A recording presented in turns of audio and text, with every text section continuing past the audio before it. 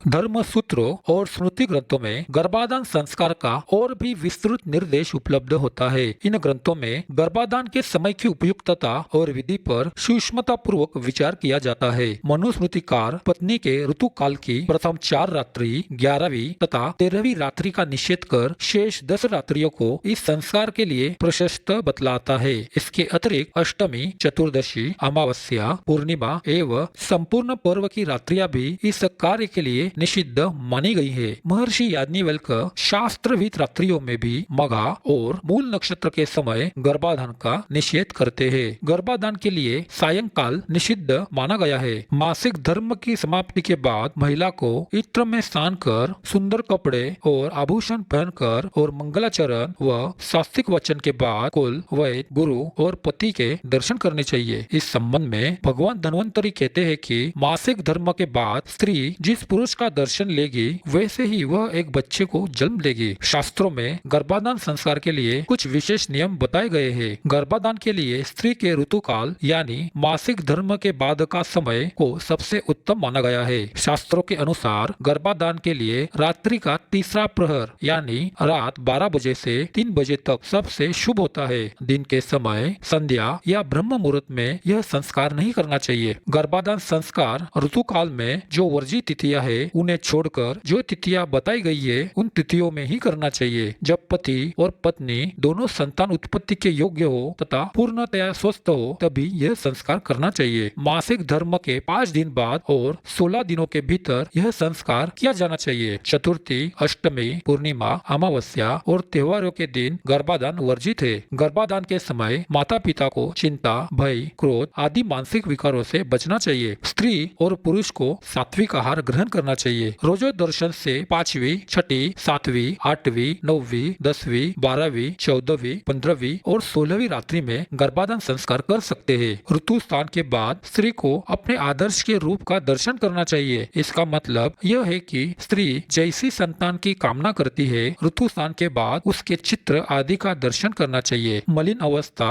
मासिक धर्म, ब्रह्म मुहूर्त, दिन के समय, संध्या के समय कभी भी गर्भाधान संस्कार नहीं करना चाहिए। माना जाता है कि इससे दुराचारी संतान पैदा होती है। इसके साथ ही यदि मन में कोई चिंता, भय, क्रोध आदि जैसे मनोविकार हो तो भी ऐसी अवस्था में गर्भाधान संस्कार नहीं करना चाहिए। गर्भाधान संस्कार से पहले स्त्री और पुरुष को मानसिक और शारीरिक शुद्धि पर ध्यान देना चाहिए। सात्विक आहार और संयमित जीवन शैली अपनानी चाहिए। गर्भाधान से पहले स्त्री को आदर्शों पर ध्यान देना चाहिए। जैसे यदि वह किसी विशेष गुणों वाली संतान की कामना करती है तो उसे उन्हीं गुणों वाले व्यक्तित्व या चित्र का ध्यान करना चाहिए। गर्भाधान से पहले एक यज्ञ या हवन किया जाता है जिसमें मंत्रोपचार और पूजा के माध्यम से सकारात्मक ऊर्जा का संचार किया जाता है। यह प्रक्रिया गर्भ को शुद्ध और सुरक्षित बनाती है। प्रमुख ज्योतिष एवं आयुर्वेद ग्रंथों के अनुसार रजस वाला स्त्री चौथे दिन शुद्ध होती है। रजस वाला होने की तिथि से 16 रात्रि के मध्य प्रथम 3 दिन का त्याग करके ऋतुकाल जानना चाहिए जिसमें पुरुष स्त्री के संयोग से गर्भ ठहरने की प्रबल संभावना रहती है।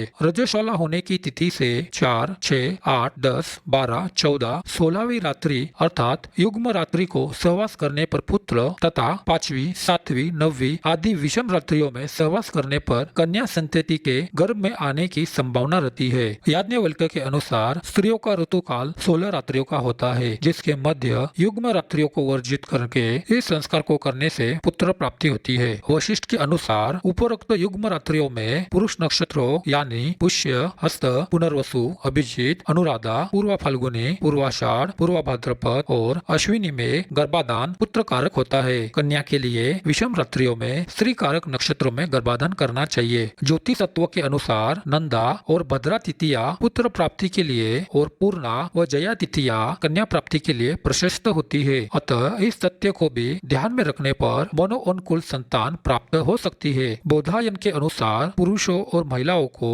चौथी से 16वीं रात को एक साथ आना चाहिए। विशेष रूप से 16वीं रात अधिक उपयोगी होती है। इसके बारे में संस्कार प्रकाश ग्रंथ में विस्तार से बताया गया है। वर्णन मिलता है कि चौथी रात को गर्भ धारण करने वाला पुत्र अल्पायु और निर्धन होता है। गर्भावस्था की 5वीं रात को जन्मी कन्या केवल स्त्री रूप संतान को जन्म देती है। गर्भावस्था की 6ठी रात में पैदा हुआ पुत्र उसके बाद जीवन में निराशावादी होता है। 7वीं रात गर्भ धारण करने वाली कन्या बांझपन पैदा करती है। 8वीं रात्रि का गर्भ का पुत्र संपन्न तथा जबकि 9वीं की पुत्री शुभदात्री होती है। 10वां रात्रि का पुत्र बुद्धिमान होता है। 11वीं रात्रि की पुत्री अधार्मिक होती है। 12वीं रात्रि का पुत्र श्रेष्ठ पुरुष होता है, जबकि 13वीं रात्रि की कन्या भोग प्रदान होती है। गर्भावस्था की 14वीं रात का पुत्र संपत्ति देने वाला, धार्मिक, दृढ़ निश्चयी होता है। 15वीं रात्रि में गर्भ धारण करने वाली कन्या पवित्र, अनेक पुत्रों को जन्म देने वाली होती है। 16वीं रात्रि का पुत्र विद्वान, श्रेष्ठ, सत्यवादी, जितेंद्रिय